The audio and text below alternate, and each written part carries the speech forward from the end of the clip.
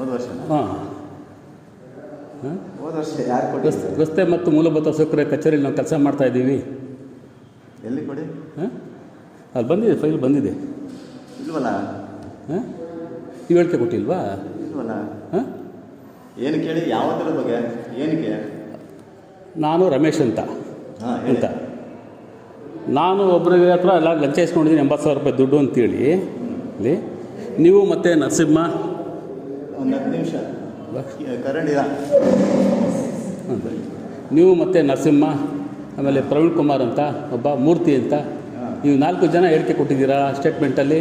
ಹಾಂ ನೀವು ಯಾವ ಥರ ನಾನು ನೋಡಿದ್ದೀರಾ? ಇಲ್ವಾ? ಹಾಂ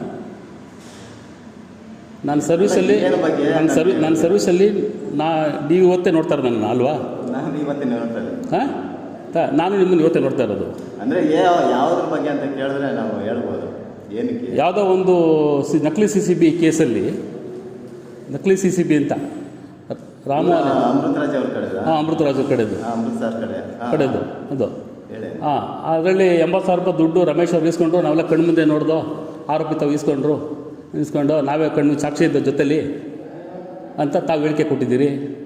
ಆಮೇಲೆ ನಾನು ರಸ್ತೆ ಮತ್ತು ಮೂಲಭೂತ ಸೌಕರ್ಯದಲ್ಲಿ ಕೆಲಸ ಮಾಡ್ತಾಯಿದ್ದೀನಿ ಹೆಲ್ತ್ ಇನ್ಸ್ಪೆಕ್ಟ್ರಾಗಿ. ಅಡ್ರೆಸ್ಸು ಅಲ್ಲಿದ್ದ ಅಡ್ರೆಸ್ ಹಾಕ್ಬಿಟ್ಟು ಕೊಟ್ಟಿದ್ದೀರಾ? ಅದನ್ನು ಅವ್ರ ಹತ್ರನೇ ವಿಚಾರಿಸಿ ಸರ್. ಯಾರ ಹತ್ರ? ಅಮೃತರಾಜ್ ಹತ್ರ ವಿಚಾರಿಸ್ಬೇಕಾ? ಈಗ ಅವರೇ ನಿಮ್ಮನ್ನು ಕಳಿಸ್ಕೊಟ್ಟಿದ್ದ ಅಲ್ಲಿಗೆ? ಅಲ್ಲ, ನಮ್ಮನ್ನ ಎಲ್ಲ ನಾವು ಇದು ಮಾಡಿದ್ದೀವಿ. ನೀವು ಎಲ್ಲರಿಗೂ ಕೊಟ್ಟಿದ್ದೀರಾ? ಹಾಂ ಎಲ್ಲರ ಹತ್ರ ಇದೇ ಥರ ಹೇಳಿದ್ದೀರಾ? ಏನೋ ಎಲ್ಲರಿಗೂ ಕಂಪ್ಲೇಂಟ್ ಕೊಟ್ಟಿದ್ದೀವಿ ನಾವು. ಈಗ ನಿಮ್ಮ ಲೋಕಾಯುಕ್ತಕ್ಕೂ ಕಂಪ್ಲೇಂಟ್ ಕೊಟ್ಟಿದ್ದೀವಿ ನಾವು. ಸರ್ ಅಲ್ಲಿ ಬನ್ನಿ. ಏನಕ್ಕೆ ಏನಕ್ಕೆ ಬರೋಣ? ದೇವಸ್ಥಾನಕ್ಕೆ ಏನಕ್ಕೆ ಬರೋಣ ರೀ? ಅಲ್ಲಲ್ಲ, ನೀವು ಹೇಳಿಕೆ ಕೊಟ್ಟಿದ್ದೀರಾ, ಅದಕ್ಕೆ ನಾವು ಇಲ್ಲಿ ಕಂಪ್ಲೇಂಟ್ ಕೊಟ್ಟಿದ್ದೀವಿ. ನಾವಿಲ್ಲಿ ನೀವು ಮಿಡಬ್ಲಿಕ್ ಇಲ್ಲಿ ಮಲೇಶ್ವರದಿಂದ ಇಲ್ಲಿ ಬಂದಿದೆ, ಇಲ್ಲಿ ಕಂಪ್ಲೇಂಟ್ ಕೊಟ್ಟಿದ್ದೀವಿ. ನೀವು ರಸ್ತೆ ಮತ್ತು ಮೂಲಭೂತ ಸೌಕರ್ಯ ಕಚೇರಿಯಲ್ಲಿ ಕೆಲಸ ಮಾಡ್ತಾಯಿಲ್ಲ. ನೀವು ಕೊಟ್ಟರೋ ಅಡ್ರೆಸ್ಸು ಹೇಳಿಕೆಯಲ್ಲಿ ರಸ್ತೆ ಮತ್ತು ಮೂಲಭೂತ ಸೌಕರ್ಯ ಅಂತ ಹೇಳಿದ್ದೀರಾ.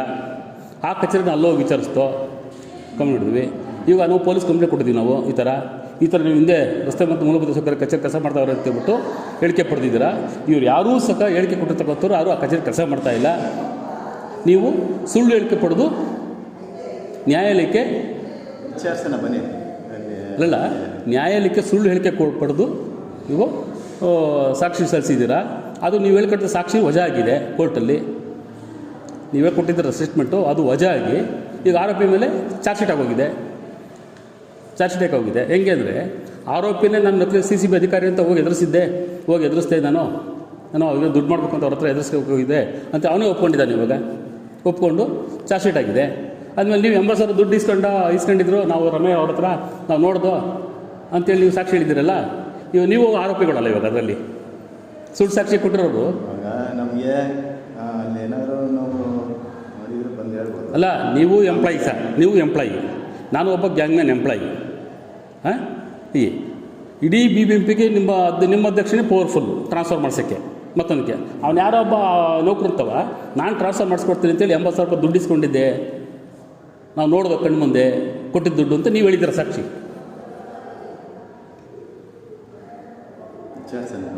ಅಲ್ಲ, ನಮಗೇನಂದರೆ ಅಲ್ಲ, ಈಗ ನಾನು ಹೇಳ್ಬೋದು ನಾನು ಯಾವುದೋ ಒಂದು ಲೈಸೆನ್ಸ್ ಕೊಟ್ಟಿದ್ದೆ ರೀ ಇವರಿಗೆ, ನನ್ನ ಹತ್ರ 2 ಲಕ್ಷ ದುಡ್ಡು ಕೇಳಿದ್ರು, ನಾನು ಇಬ್ಬರು ಕರ್ಕೊಂಬಂದ್ಬಿಟ್ಟು ನಾನು ನಿಮ್ಮ ಮೇಡಮ್ ಮುಂದೆ ಸಾಕ್ಷಿ ನಿಲ್ಲಿಸ್ಬೋದು ನಾನು ಅಲ್ವಾ?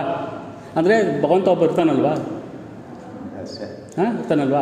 ಆದರೆ ನೀವು ಈ ಥರ ಒಬ್ಬ ಸುಳ್ಳು ಹೇಳಿಕೆ ಕೊಡ್ತಕ್ಕಂಥದ್ದು, ತನಿಖೆಗೆ ಒಬ್ಬರ ಮೇಲೆ ಆರೋಪ ಹೊರಿಸ್ತಕ್ಕಂಥದ್ದು, ಅದೇನಾಗುತ್ತೆ. ನಾವು KCS ಕೆಲಸ ಮಾಡೋದು ನೌಕರುಗಳು, KCS ಕೆಲಸ ಮಾಡೋದು ನೌಕರುಗಳು. ನಾವು ಏನೇ ಒಂದು ಹೇಳಿಕೆ ಕೊಡಬೇಕಾದ್ರೆ ಅದು ದಾಖಲೆ ಇರಬೇಕು. ಹಾಂ ನೀವು ಒಬ್ರು ಹೋಗಿ ರಸ್ತೆ ಮತ್ತು ಮೂಲಭೂತ ಸೌಕರ್ಯ ಕಚೇರಿ ಕೆಲಸ ಮಾಡ್ತಾ ಇದ್ಕೊಂಡು ನೀವೆಲ್ಲರೂ ಹೋಗಿ ಸ್ಟೇಟ್ಮೆಂಟ್ ಕೊಟ್ಟು 80,000 ದುಡ್ಡು ಅಂತ ಕೊಟ್ಟಿದ್ದೀರ. ಆ 80,000 ದುಡ್ಡು ಇಸ್ಕೊಂಡಿದ್ದೀವಿ ಅನ್ನೋದು ವಜಾ ಆಗ್ಬಿಡ್ತು ಕೋರ್ಟಲ್ಲಿ. ಇದೆಲ್ಲ ಸುಳ್ಳು ಹೇಳಿಕೆ ನಮ್ಮ ಹತ್ರ ಮಾತಾಡದೆ ಏನು ಬರುತ್ತೆ? ನಾವು ಅಲ್ಲಿ ಮಾತಾಡೋಣ. ಎಲ್ಲಿ ಬನ್ನಿ. ಏನಕ್ಕೆ ಏನಕ್ಕೆ ಮಾತಾಡಬೇಕು? ಅಲ್ಲ, ನೀವು ಕೊಟ್ಟಿರೋದು ರಾಜಗೋಪಾಲ ಸ್ಟೇಷನ್ ಹೇಳಿಕೆ ಕೊಟ್ಟಿದ್ದೀರಾ. ನಾವು ಅಲ್ಲಿ ಹೋಗಿ ನಾವು ಇದು ಮಾಡಿ ಯಾರಿಗೆ? ಹೆಡ್ ಆಫೀಸಲ್ಲಿ ಯಾರ ಹತ್ರ? ಬನ್ನಿ, ಅಮೃತ್ ಹತ್ರ ಮಾತಾಡೋಣ ಬನ್ನಿ. ಅವ್ರೇನೋ ಹೇಳ್ತಾರೆ. ಏನೋ ಅಮೃತರಾಜ್ ಅವರು ಹೇಳಿದ್ಕೆ ನೀವು ಹೋಗಿದ್ರಾ ಅಲ್ಲಿಗೆ? ಅಲ್ಲ, ನೀವು ಬನ್ನಿ ಅಲ್ಲೇ. ಅವನ ಹತ್ರ ಅವ್ನು ಯಾರು ರೀ? ಅವನು ಯಾರು? ಅಮೃತರಾಜ್ ಯಾರು ರೀ ನಮಗೆ? ನಿಮ್ಗೆ ಅವನು ಅಧ್ಯಕ್ಷ ಆಗಿರ್ಬೋದು.